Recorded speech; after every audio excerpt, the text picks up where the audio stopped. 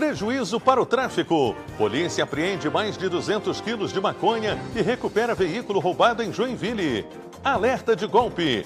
Criminosos se passam por funcionários de hospitais para extorquir familiares de pacientes. Consequência da poluição. Santa Catarina registra fenômeno conhecido como chuva preta. No esporte, Avaí entra em campo hoje, de olho no G4. Preparados para o futuro. Estudantes participam de evento de inovação e tecnologia nas unidades do SESI Senai da Grande Florianópolis.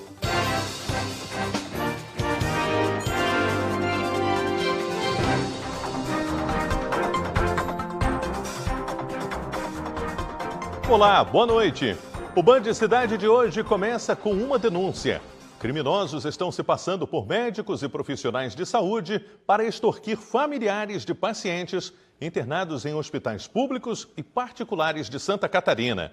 Confira na reportagem de Thaisa Kisiel.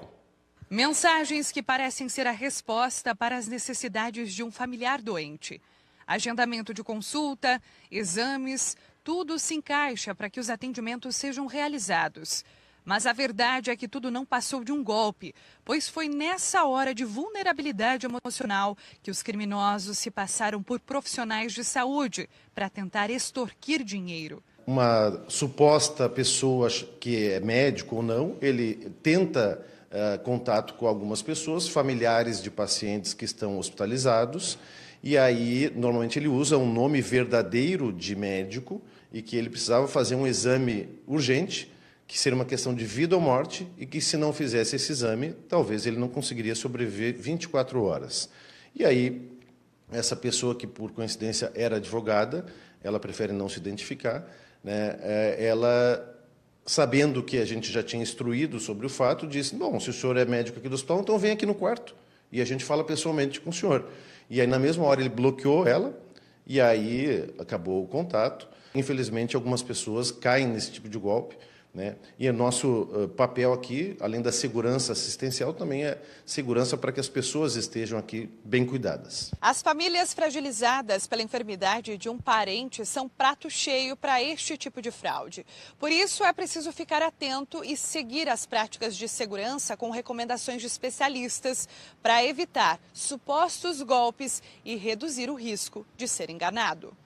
A pessoa ela tem que ficar ligada, ela tem que ficar atenta, porque eles vão entrar em contato contigo de uma forma mais formal. Vão ligar ou vão lhe mandar uma carta dizendo onde é que você tem que ir, com quem você tem que falar. Então, não vai ser de uma forma informal que o hospital vai lhe requerer dinheiro, por exemplo, para pagar para uma cirurgia do seu parente. Qualquer comunicação sobre questões médicas devem ser verificadas diretamente com o hospital ou clínica envolvida no acompanhamento do paciente.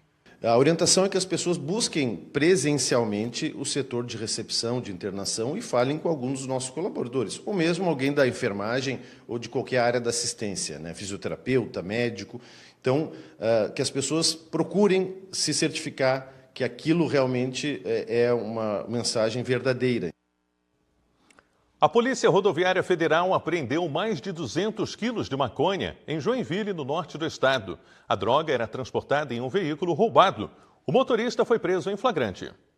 A prisão ocorreu no início da tarde desta sexta-feira. Os agentes faziam uma fiscalização de rotina na BR-101 quando abordaram um veículo suspeito. Ao abrir o porta-malas, os policiais encontraram os tabletes de maconha, que totalizaram 207 quilos da droga. O veículo tinha registro de roubo no estado de São Paulo e circulava com placas clonadas. O condutor, um homem de 20 anos, disse que levaria a droga de Cascavel, no Paraná, até a região de Florianópolis. Ele foi conduzido para a delegacia de Joinville, onde vai responder por tráfico de drogas.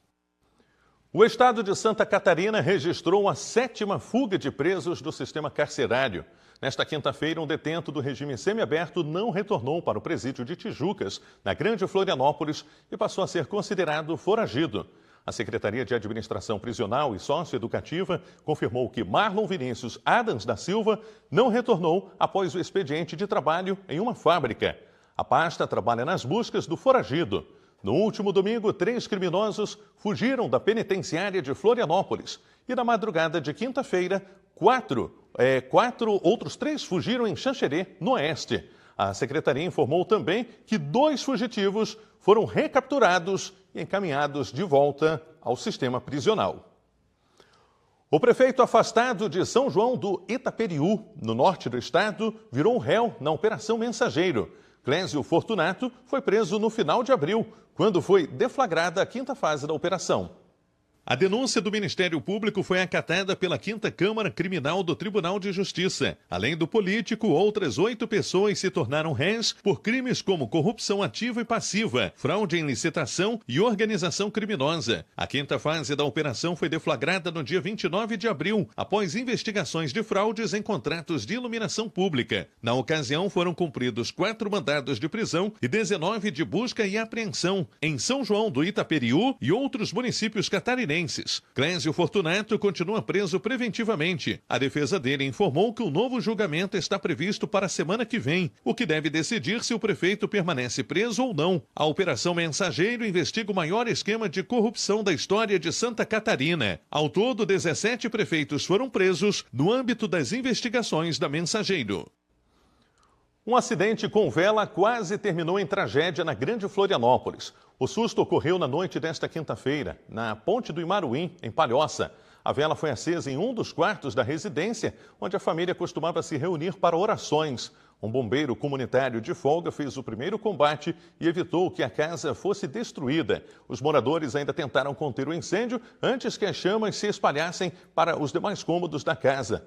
Felizmente, ninguém se feriu. O fogo foi controlado após a chegada do Corpo de Bombeiros ao local. E a seguir tem a previsão do tempo para o fim de semana. E ainda, Santa Catarina registra fenômeno conhecido como chuva preta. Voltamos já já.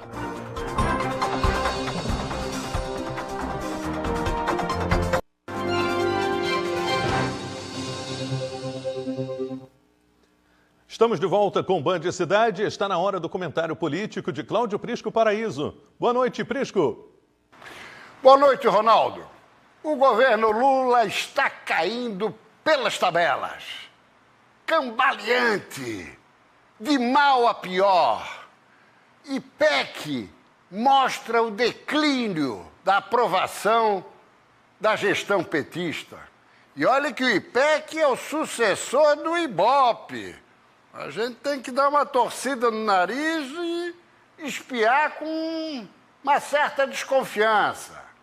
O IBOPE deu muita derrapada ao longo de muitos anos. Mas vamos aos números.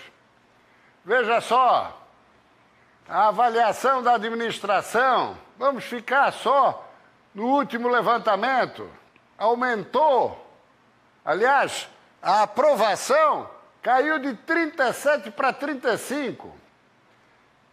Já a desaprovação, ruim e péssimo, subiu de 31 para 35. Vejam só. Ou seja, mostra claramente que a população brasileira não está satisfeita. E temos aí pouco mais de 1 ano e meio. E com os grandes veículos de comunicação nacional tentando ajudar, tirando a Bandeirantes, o resto estão tudo bem engajados, tentando jogar para cima a administração lulista. Agora, qual é o retrato para esses números? Vamos lá. Segundo o IPEC, o levantamento mostra que a avaliação ótima e boa de gestão é mais acentuada entre quem declarou e declara voto a Lula, ou seja, simpatizantes, militantes, e aqueles com identificação ideológica, 67%. Renda familiar até um salário mínimo, 50%. Ou seja, o pobre, o desfavorecido. Os menos escolarizados, 48%. E moradores da região Nordeste, 47%. Ou seja, aí está a radiografia do eleitor de Lula. E também daquele que ainda preserva a fidelidade e se posiciona por uma aprovação de sua gestão. Agora, em sentido inverso, vamos lá? Ruim e péssima vem da onde? Quem declara ter votado Jair Bolsonaro, 66%, naturalmente. Mas agora nós entramos num dado mais interessante. Renda mensal familiar superior a 5 salários mínimos, 52%. Ou seja, classe média quer distância de Lula da Silva. Moradores da região sul, Santa Catarina inclusa, 43%. Mas também o Sudeste, também o Centro-Oeste, até um pouco do Norte. As outras 4 regiões em que Bolsonaro derrotou Lula. Ensino superior, 42%. Evangélicos e aqueles que se autodeclaram brancos. Muito bem. Então, qual é a leitura que precisa ser feita nesse momento? Lula, o que ele está a fazer? Muitos programas sociais para onde? Lá para cima. Vamos lá? Próximo telão. Lá para cima. Lá para o norte, em verde, e especialmente para o nordeste, em vermelho. Região essa que assegurou a vitória de Lula da Silva nas eleições de 2022. Então, são programas sociais. Ele não leva infraestrutura, ele não leva ensino, ele não procura instruir o seu eleitorado, não. Ele quer mantê-lo sob controle, vulnerabilizado, miserável, sem instrução, para que possa controlá-lo. E aí o que acontece? Gasta mais, muito mais do que arrecada, e gasta mal, e para equilibrar o estouro da boiada, a questão fiscal, o que faz? Ele aumenta os impostos para poder equilibrar as despesas. Isso gera o quê? Inflação. Logo, os preços aumentam. E isso prejudica quem? Justamente os mais desfavorecidos. E ele continua para essa camada de brasileiros como o pai dos pobres. Ele não é o pai dos pobres. Ele é aquele que aniquila o poder aquisitivo dos mais miseráveis, que são enganados pela sua conversa mole. É com você, Ronaldo. Valeu, Prisco. Obrigado pelas informações. Todos os dias você confere o comentário político de Cláudio Prisco Paraíso aqui no Band Cidade. As companhias aéreas já estão de olho numa das mais tradicionais festas do país, a Oktoberfest. O Aeroporto Internacional de Navegantes se prepara para receber cerca de 100 mil passageiros só no período da festa. O aeroporto de Navegantes é o mais próximo de Blumenau e, de acordo com a CCR Aeroportos, que administra o espaço, entre os dias 1º e 31 de outubro, o terminal contará com 196 voos extras e deverá registrar cerca de 210 mil embarques e desembarques, o que representa um recorde histórico para o mês. Os voos extras estão distribuídos entre 50 operações adicionais da Companhia Azul e 146 da Gol. Esses voos que chegam dos aeroportos de Confins, Viracopos, Congonhas, Guarulhos e Galeão devem garantir uma conectividade ainda maior para quem deseja participar da Oktoberfest. O aeroporto também vai entrar no clima festivo.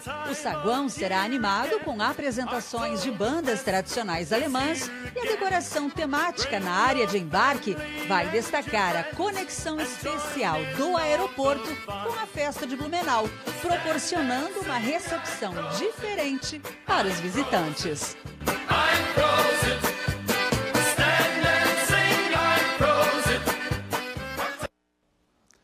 A poluição das queimadas na Amazônia tem provocado um fenômeno conhecido como chuva preta, registrado nos últimos dias em municípios catarinenses. Confira na reportagem da Gabriela Mariotto. O alívio com a chegada da chuva foi substituído pelo espanto. A água que caía do céu era preta. Moradores do oeste do estado registraram um fenômeno conhecido como chuva preta. Olhem a situação da água. a espuma e a cor da água. O balde é transparente, né? Olha só. Olha aí, ó. Água preta.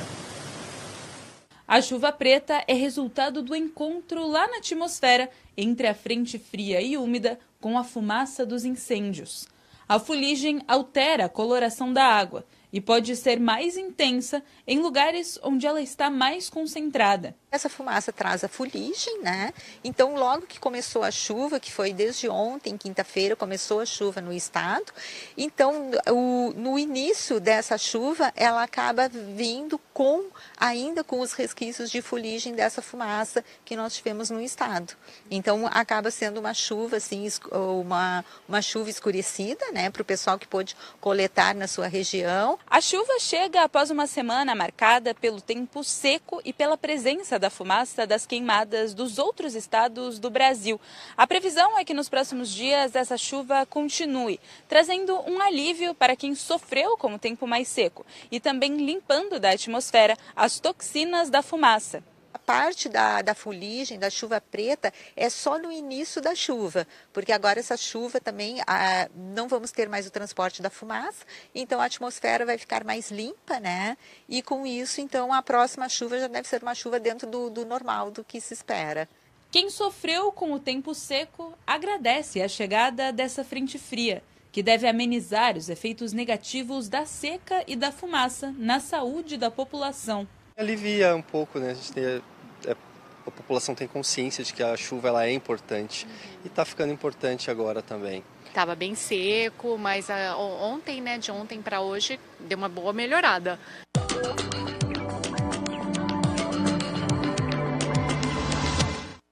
E a hora de saber como fica o tempo neste fim de semana em todo o estado. O sábado vai ser instável, com muitas nuvens e chuva na maior parte das regiões de Santa Catarina. As temperaturas vão estar elevadas. Em Florianópolis, a mínima prevista é de 19 e a máxima de 23 graus. Em em 16. Em Florianópolis, os termômetros marcam entre 16 e 23 graus. Em Joinville, a mínima prevista é de 17 e a máxima de 26. Em Blumenau, os termômetros marcam entre 18 e 27. Em Mafra, a mínima prevista é de 16 e a máxima de 23 graus. Viramos a página em Criciúma, mínima de 14 e máxima de 21. Em Lages, os termômetros marcam entre 13 e 21. Em Joaçaba, a mínima prevista é de 15 e a máxima de 21 graus. E em Chapecó, no oeste catarinense, os termômetros marcam entre 16 e 24 graus. No domingo, nebulosidade variável e chuva em alguns pontos de Santa Catarina. As temperaturas vão estar mais baixas, especialmente na Serra Catarinense, norte do estado e Grande Florianópolis. As temperaturas vão estar elevadas em praticamente todo o estado. Vamos conferir. Em Florianópolis, mínima de 15 e máxima de 18. Em Jaraguá do Sul, a mínima prevista é de 16 e a máxima de 18 graus. Em Itajaí, os termômetros marcam entre 15 e 19 graus. Em Canoinhas, mínima de 17 e máxima de 20. Viramos a página em Tubarão, a mínima prevista é de 15 e a máxima de 22. Em São Joaquim, na Serra Catarinense, os termômetros marcam entre 7 e 13. Em Campos Novos, variação de 12 e 17. E em Concórdia, a mínima prevista é de 12 e a máxima é de 21 graus. A seguir tem um esporte. Brusque entra em campo pela Série B do Campeonato Brasileiro, com transmissão ao vivo na tela da Band. E ainda, os preparativos para um evento de ciência e tecnologia que reúne estudantes nas unidades do SESI neste sábado. É no próximo bloco. Voltamos já já.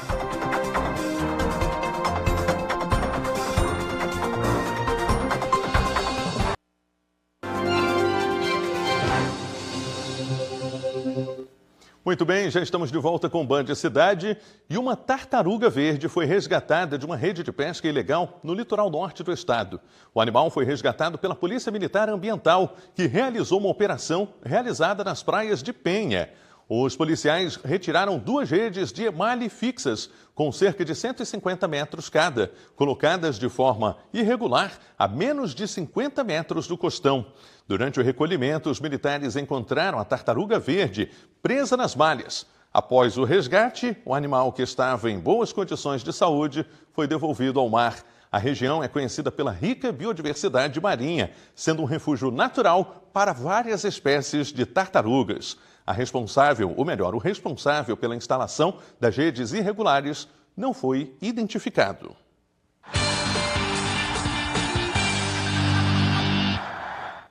E agora é hora do esporte. O Avaí entra em campo hoje às 9h30 da noite e o pensamento do elenco azurra contra o Goiás é vencer ou vencer. Hoje é dia de leão em campo. O Avaí encara o Goiás fora de casa e vai para a partida um pouco pressionado. Depois da última derrota na rodada passada, o Leão da Ilha perdeu posições. Agora é o 8º e viu o G4 se distanciar um pouco mais. 5 pontos separam o Leão da Ilha do grupo de classificação. A partida é fora de casa, mas aí o Avaí até tem uma certa vantagem. O time azurra costuma ser aquele visitante indigesto, sabe?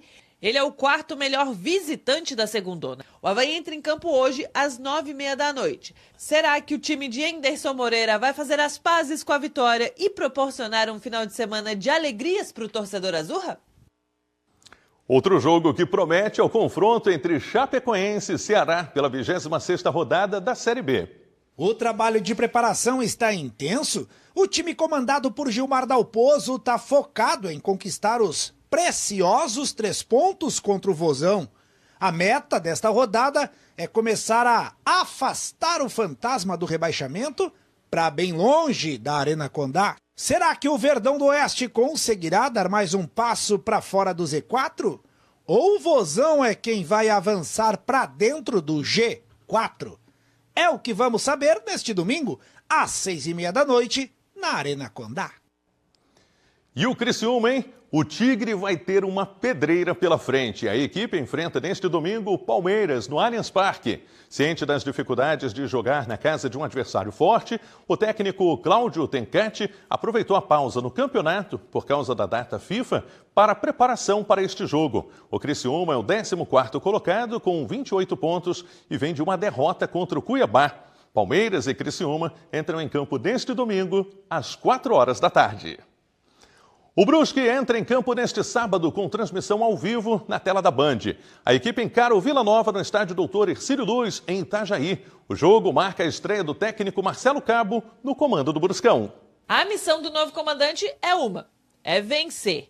Mas para isso ele precisa melhorar o sistema ofensivo do Brusque, que tem simplesmente o pior ataque da competição, com apenas 16 gols marcados nas 25 rodadas disputadas até aqui. E ele vai ter que fazer isso diante de um velho conhecido do torcedor, Luizinho Lopes, que comanda o Vila Nova e que está lá na parte de cima da tabela. O Vila Nova precisa vencer para não ter o lugar ameaçado pelos rivais. A partida será disputada neste sábado e, como o Augusto Bauer não conseguiu ser liberado a tempo, o palco do confronto será mais uma vez o Gigantão das Avenidas em Itajaí. Estudantes de Florianópolis se preparam para uma exposição de ciência, tecnologia e arte. O evento, promovido pelas escolas SESI, quer compartilhar as experiências dos alunos e apresentar a variedade de projetos à comunidade. Estes alunos já estão em 2050. Brincadeiras à parte, é dentro da escola que esta turma se prepara para os desafios do futuro. Com certeza, aqui na escola a gente tem vários projetos, a gente está sempre pensando em coisas para o futuro para melhorar o nosso mundo. Por aqui, os estudantes se organizam para exibir projetos inovadores desenvolvidos por eles mesmos. Criatividade, dedicação e talento fazem parte da fórmula do conhecimento que estes estudantes aplicaram para criar soluções originais e inovadoras.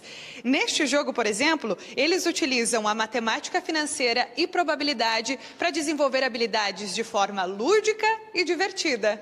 Bom, o nosso jogo é como uma releitura do Banco Imobiliário e dentro do jogo a gente tem as casas, tem as nossas cédulas que a gente fez, que no lugar de reais a gente colocou fiches, tem as casinhas, então pra gente não conseguir ficar endividado a gente trabalha, probabilidade, matemática, tudo que a gente aprendeu nas aulas dos professores a gente põe em prática no jogo pra não ficar endividado. Esta outra equipe acabou de lançar na internet um canal que retrata a história afro-catarinense em Florianópolis. A gente começou esse ano se baseando baseando no livro História Diversa. E o nosso objetivo, né, fazer esse canal e postar esses vídeos para poder disseminar o conhecimento científico e digerir ele para o grande público, para ficar de uma forma que seja entendível e espalhada. A ponte feita exclusivamente de macarrão é muito mais do que colocar a mão na massa. Os alunos utilizaram estratégias específicas na construção para que ela possa suportar cargas pesadas. A gente precisa fazer primeiro todo o modelo da ponte lá para poder ver se vai conseguir sustentar.